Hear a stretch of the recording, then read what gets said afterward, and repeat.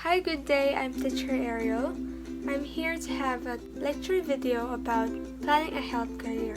Before that, kailangan muna nating alamin ang mga objectives natin. First, we should identify the importance of planning a health career. Second, follow the components and steps in making a personal health career. Third, execute the right career path using the given materials. Before we proceed in our discussion, I will show you a video and you will identify the color of the word, not the word itself. This motivation will be called Say the Color Challenge. Are you ready? Okay? The video will be flashed in 3, 2, 1.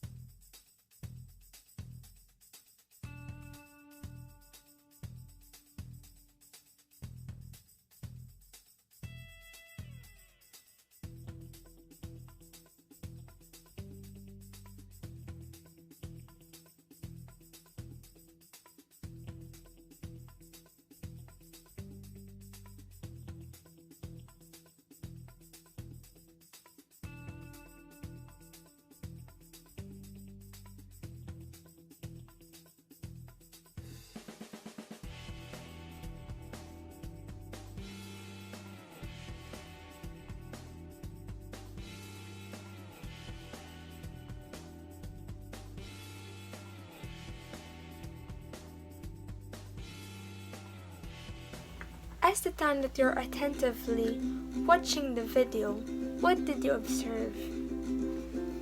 You observe that we should really think wisely. We should plan first. Do not rush things. Always pay attention. Now let's proceed to our discussion. Our early motivation has a connection in our discussion, which is yung health career plan. Paano natin siya i-connect? So, earlier, I said that you should say the color, not the word itself. So when we say we flash the green word but it is a yellow color, you should say the color, so it is yellow, not green. Kailangan nating maging attentive. We should think wisely. We should pay attention. Hindi tayo dapat nagpapadalos-dalos sa mga bagay-bagay. So it will have a connection in our discussion today. In planning a health career, you should know the careers that belong to the health career plan, like being a doctor, being a midwife, being a paramedic, being a nurse. So our topic for today has a relation on what are we experiencing right now. They are the one who should be given a salute because we are experiencing this pandemic. So let's now proceed to our discussion, which is planning for our health career. What do you think is the meaning of the word career? So career is an occupation or profession that requires special training. Kailangan bago tayo pumasok sa isang bagay, dapat meron tayong experience. Like me, before ako maging tunay na teacher, kailangan muna natin pumasok sa mga training. Like being a student teacher, having a live demo in front of our classmates, in front of our future educators. So na-experience din namin yan. But, mas exciting syempre yung magkaroon ka ng experience outside the school campus, which is na-experience ko naman maging student teacher. And na-realize ko din na bago ka talaga pumasok sa isang bagay, dapat may experience ka, may natutunan ka, para yung mga natutunan mo na yun at experience na yun, may apply mo sa reality. So in career, we have components and steps in making the health career plan. Do you have any idea what is the first step? If not, Just listen. First component or first step in planning a health career is we should know first our interests or skills. Yes, it is very important to know your interests and skills. Why? Kasi pag di mo siya inalam muna, parang you will lead into a wrong path. Like, for example, masyado ako nagmadali nung pagka-graduate ko nung high school. I was brainwashed in a positive way naman. Brainwashed ng mga yung napunta sa school para manghikayat. Tumatak sa isip ko yung psychology na sinasabi nila. Kasi masyadong malawak yung mga ginagawa. So sabi ko, I have to experience that. I have to experience that.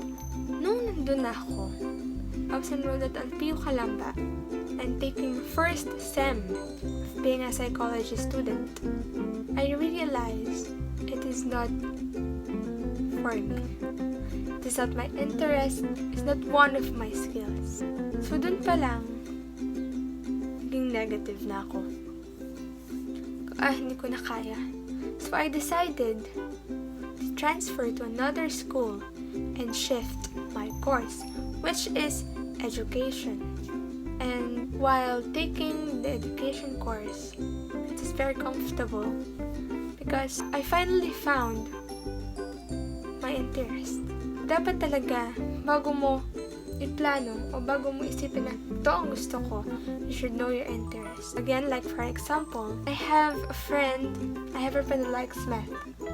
So, let's say it this way. His interest with numbers. So, dun pa lang sa interest na yun, malalaman mo na pwede siyang mag-math teacher. Pwede siyang mag-accountancy. So, you can also say it as a self-assessment. So, ina-assess mo yung sarili mo na, what are my skills? What are my interests? Diba? Before you choose your career. Next step is, after we assess ourselves, we should research about your interests. For example, ganito. Si Bebang. Ano ba yun? Naglista ako ng interest ko eh. Tsaka yung skills ko. Yung unang interest ko, interesado ako sa mga tawag doon? Sa mga PWD. Kasi may kapatid ako eh. Mag-research kaya ako. Tama, mag-research ako. Career about sa mga PWD. Oh! So, sped teacher? Thanks, Bebang. Nabanggit niya na interesado siya sa mga PWDs, personal disabilities. Also, na-research niya kung ano yung mga career about sa PWDs. And isa sa mga lumabas is being a SPED teacher. So, ganun kahalaga ang pagre-research pag gusto mong hanapin yung related sa interest or skills mo. Kasi sobrang nakakatulong siya. Hindi tayo pwedeng manghula na lang na baka ganito ang gusto ko, ganyan. Hindi eh. Meron tayong planning na tinatawag. The third step is we should decide or what we called decision making. Doon ka na magde-decide kung yun na ba talaga or meron ka pang hinahanap. So, kapag nangyari yung may hinahanap ka pang iba, so pag nangyari yun na parang hindi ka pa kontento, balik ka ulit sa first step, which is self-assessment. After that, kapag okay na, na-assess mo na yung sarili mo about your interests and about your skills, go to the second step, research about it. And then third step, decide ka na kung yun na talaga. proceed na tayo sa fourth step or the last step. The last step is plan for your goal. Dito na mag-start ang journey mo. Kasi you already assessed yourself. You already researched about your interest. Nag-decide ka na yun na talaga yung career na gusto mo. Then last, you will achieve your designated goal. Ikaw na mismo ang mag-start ng goal mo. Hindi pwedeng siya. Hindi pwedeng ako. Ikaw lang ang makakapagsimula ng goal mo. Hindi ko pwedeng sabihin na, simulan mo na yan. Pero para sa'yo, ayaw mo simulan. So, the key for achieving your goal is yourself. Always remember that. Okay? So again, first step, self-assessment. Next is research about it. Third step is decision-making. The last step, achieve your goal. So, ganun kahalaga ang pagplano sa ating health career. Katulad na sinabi ko sa inyo kanina about sa Say the Color Challenge, you should not rush things. Kailangan planado tayo. Kailangan meron tayong step na sinusundan. Hindi pwedeng nandito ka, ito-jump ka na agad sa last step. Parang you're still assessing yourself, but you want to achieve your goal. Wala kang second and third step. May naligtangan ka. Para yung hagdan na kulang-kulang.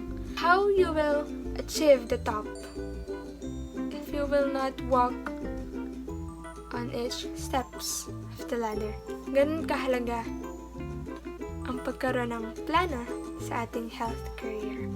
So sana, bago kayo mag-decide sa inyong career, sundan nyo yung mga steps na tinuro ko sa inyo. That is the key for you to achieve your goal.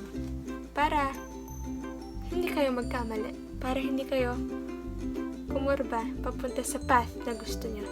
Now, I have here a video presentation. I want all of you to watch carefully. This video is about the health career pathways. So just sit back, relax, and enjoy the video.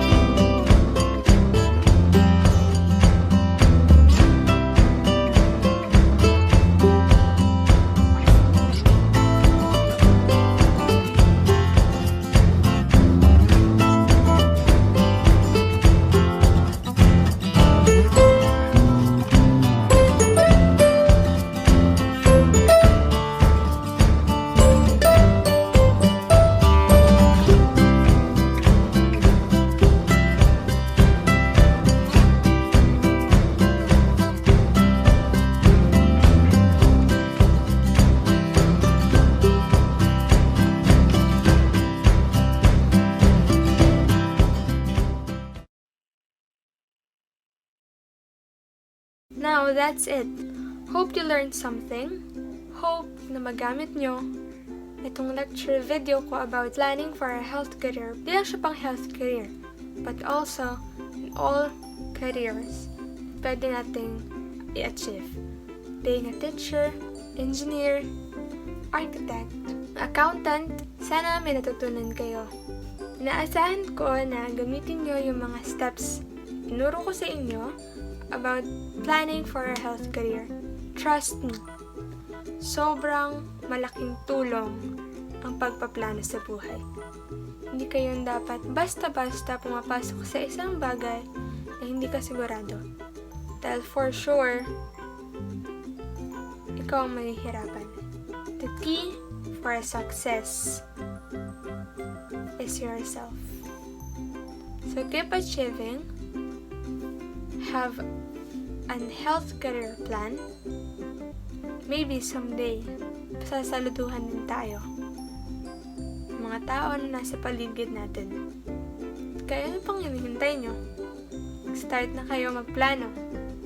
Hindi para sa kanya, hindi para sa akin, hindi para sa sarili mo at sa magulang mo.